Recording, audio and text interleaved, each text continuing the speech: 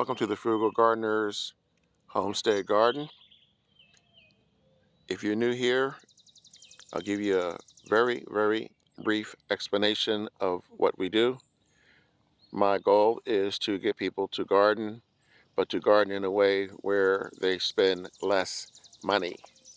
So I'm not going to beat around the bush. Today we're going to talk about saving money and adding nutrients to your garden. Unless you're new to gardening, you are probably familiar with these initials and what they stand for: NPK, nitrogen, phosphorus, and potassium. Those are crucial, I would say, to to growing most of your vegetables. But I've added a question mark here because there is a fourth nutrient that is not talked about as much, and I guess you may be able to get away with it when you grow certain vegetables, but it is crucial, I would say, if you're growing certain other vegetables. Now, like I said, I'm not going to spend a lot of your time today, but I've compiled a partial list of things of vegetables that you grow that you're going to need this free item that I'm about to tell you about. And that is cabbage, broccoli, tomatoes, peppers, spinach, and eggplant. So list right here. Made it up myself. My handwriting's a little crappy, but you get the point. Why did I select these? Actually, wasn't my idea, but these need more care, more nutrients. And that question mark is calcium. A lot of people just go to the store or go online and buy the calcium. You can get in oyster shells, limestone, bone meal, even compost will all give you the calcium that you need. Why do you need it? Because if you don't use it, then you're going to end up more possibly with blossom end rot. It could be stunted growth and other issues you can have. Now, here's where it gets interesting. These are a handful of the eggshells that I save. I never throw eggshells out. Now, here's the thing. People don't understand, well, most of the people that I've spoken to don't understand that you can process these.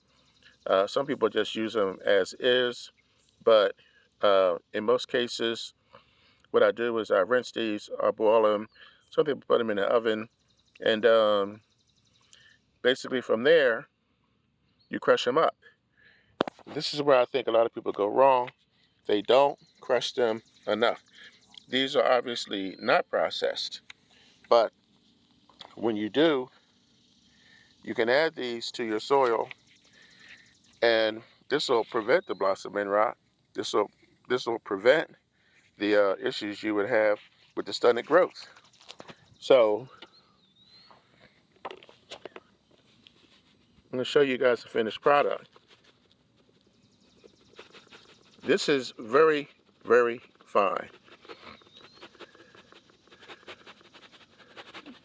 You get the idea. I'm not going to pour all of it in here.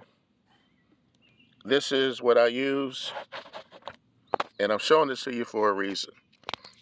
This is ready to go. When people break up eggshells like this, they might be in a hurry. I'm not going to call it laziness, but these take a long time to break down. You will not get the immediate benefit from these, but you will from here. You add this right to the soil. I use a coffee grinder. I have several. I have a designated coffee grinder specifically for the garden, and this is what I use. So if you think it's unnecessary, you might want to think again, because tomatoes, watermelons, peppers, eggplant, they all are susceptible to blossom end rot. You get blossom end rot, you got a problem, and you have a possibility of not getting a harvest at all. So I highly recommend that you save your egg. I save my eggshells, and I basically rinse them, put them in a container, put them in a container like this. This is an old coffee. This is for another project. For in an old coffee creamer container to keep them away from the moisture and the heat and the light. And basically, when I get a bunch of them, that's when I process them, turn them into powder. Takes a few seconds. Put those on your plants, and you're good to go.